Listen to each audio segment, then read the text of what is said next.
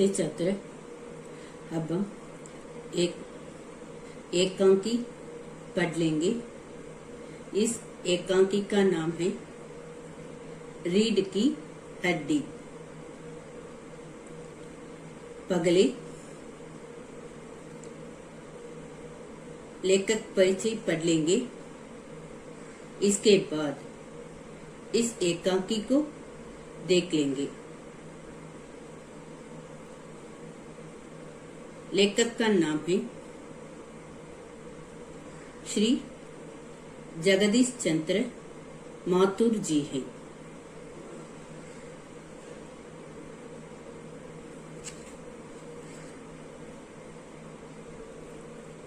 श्री जगदीश चंद्र माथुर जी है।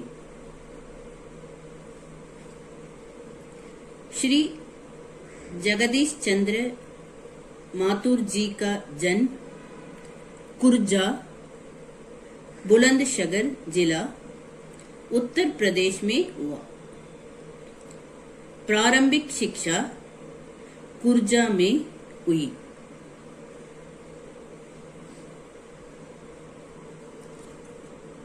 रीढ़ की हड्डी। पात्र परिचय। उमा लड़की। रीढ़ की हड्डी का प्रमुख पात्र उमा। रीढ़ की हड्डी का प्रमुख पात्र उमा है। उमा लड़की। राम स्वरूप लड़की के पिता। प्रेमा लड़की की माँ। उमा लड़की। राम स्वरूप लड़की के पिता। प्रेमा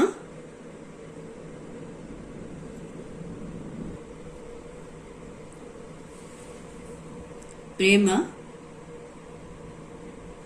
लड़की की माँ। उमा लड़की। राम स्वरूप लड़की के पिता। प्रेमा लड़की की माँ। शंकर लड़का। गोपाल दास लड़के का बाप। गोपाल दास लड़के का बाप।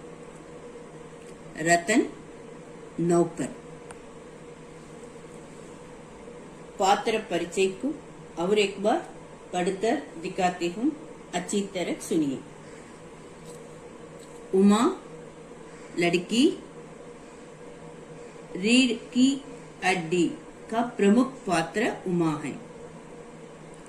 राम स्वरूप लड़की के पिता। प्रेमा लड़की की माँ। शंकर लड़का। गोपाल दास लड़के का बाप। रतन नौकर।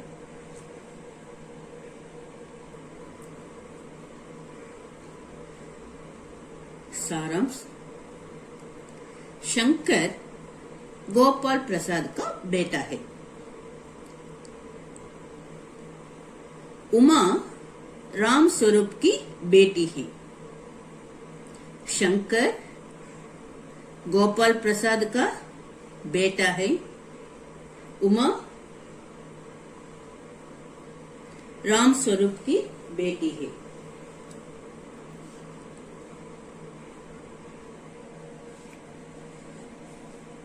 उमा लड़की। राम स्वरूप लड़की के पिता। प्रेमा लड़की की माँ। शंकर लड़का। गोपाल प्रसाद लड़के का बाप। रतन नौकर। इधर गोपाल दास है,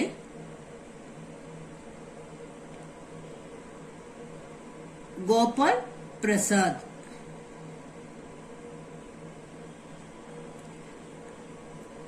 लड़के का बाप, गोपाल प्रसाद, ऐसा लिखना है। शंकर गोपाल प्रसाद का बेटा है। उमा राम स्वरूप की बेटी है। उमा राम प्रसाद और प्रेमा की बेटी है। उमा बीए पास है। वह खूब गा सकती है। वह वीणा बजा सकती है। वह सिलाई जानती है, पेंटिंग भी जानती है। शंकर गोपाल प्रसाद का बेटा है। उमा राम स्वरूप की बेटी है। गोपाल प्रसाद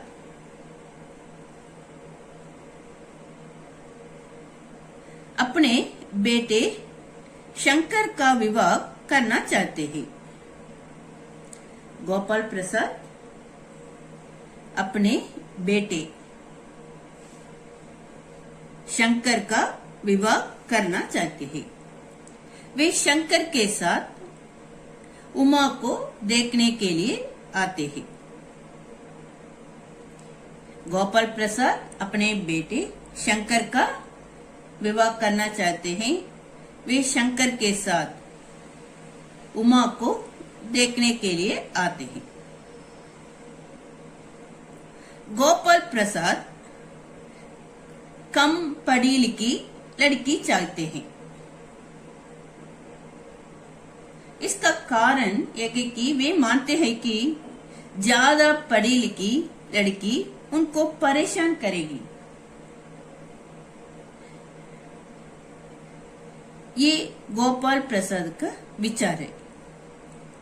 उनके ये विचार उमा को पसंद नहीं थे। गोपाल प्रसाद कम पढ़ी लिखी लड़की चाहते हैं। वे मानते हैं कि ज्यादा पढ़ी लिखी लड़की उनको परेशान करेगी। उनके ये विचार उमा को पसंद नहीं थे। राम स्वरूप गोपाल प्रसाद से कह देते हैं। राम स्वरूप गोपाल प्रसाद से कह देते हैं कि उमा मैट्रिक पास है, जबकि वह बीए पास है। राम स्वरूप गोपाल प्रसाद से कह देते हैं कि उमा मैट्रिक पास है, जबकि वह बीए पास है। इससे उमा को गुस्सा आता है। ये राम स्वरूप ये झूठ बोलते हैं ना। उमा बीए पास है, लेकिन राम स्वरूप गोपाल प्रसाद से कह देते हैं कि उमा मैट्रिक पास है। इस तरह राम स्वरूप कहते हैं ना, इससे उमा को गुस्सा आती है। इससे उमा को गुस्सा आती है।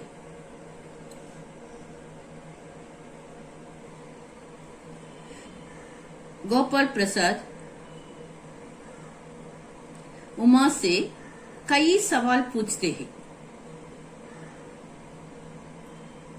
वह चुप रखती है। उमा इस सवाल के उत्तर नहीं दी। वह चुप रखती है। जब राम स्वरूप उमा से बोलने को कहते हैं, गोपाल प्रसाद उमा से कई सवाल पूछते हैं। उमा इस सवाल के उत्तर नहीं दी, वह चुप रखती है। जब रामस्वरूप उमा से बोलने को कहते हैं तो वह कहती है कि जब कोई मेज कुर्सी खरीदने आता है तब दुकानदार उस कुर्सी से उसकी इच्छा नहीं पूछता, बस बेच देता है। ये लोग मुझे देखने आए हैं, देखे सवाल क्यों पूछते हैं? ऐसा उमा ने कहा।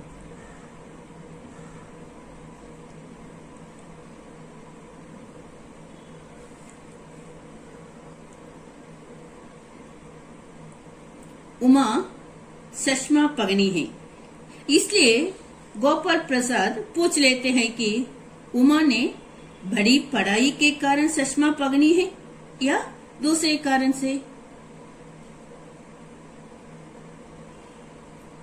उमा के चलने से देख लेते हैं कि उसके पैरों में कोई कमी नहीं है।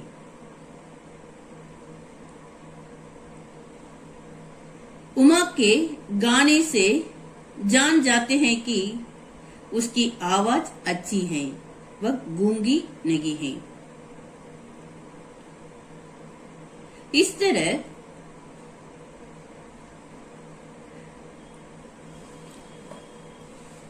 उमा की परीक्षा गोपाल प्रसाद करते हैं।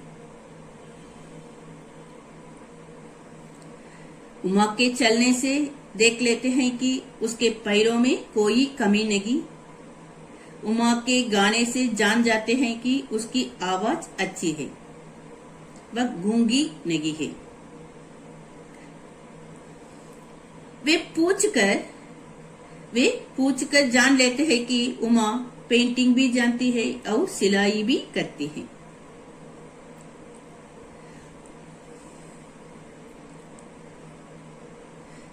गोपाल प्रसाद पूछकर जान लेते हैं कि उमा सिलाई कर सकती है, पेंटिंग जानती है।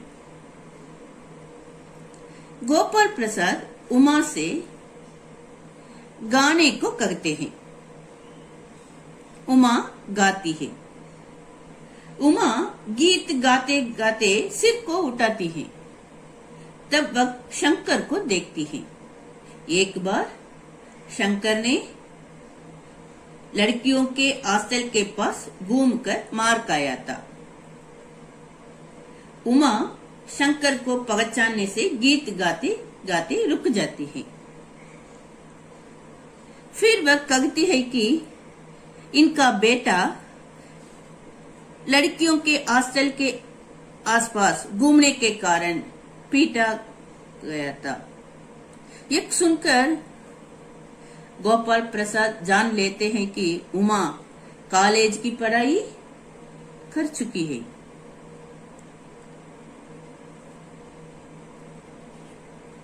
इस पर गोपाल प्रसाद कहते हैं कि झूठ की भी सीमा होती है।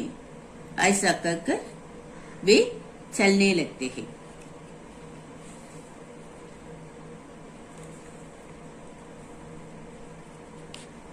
गोपाल प्रसाद का बेटा लड़कियों के हॉस्टल के पास घूमने से नौकरानी द्वारा पीटा गया था। तब कायर की तरह नौकरानी के पैरों में पड़कर अपना मुंह छिपाकर भाग गया था। एक बात उमा को मालूम है। यही नहीं, शंकर कुर्सी पर झुककर बैठता है।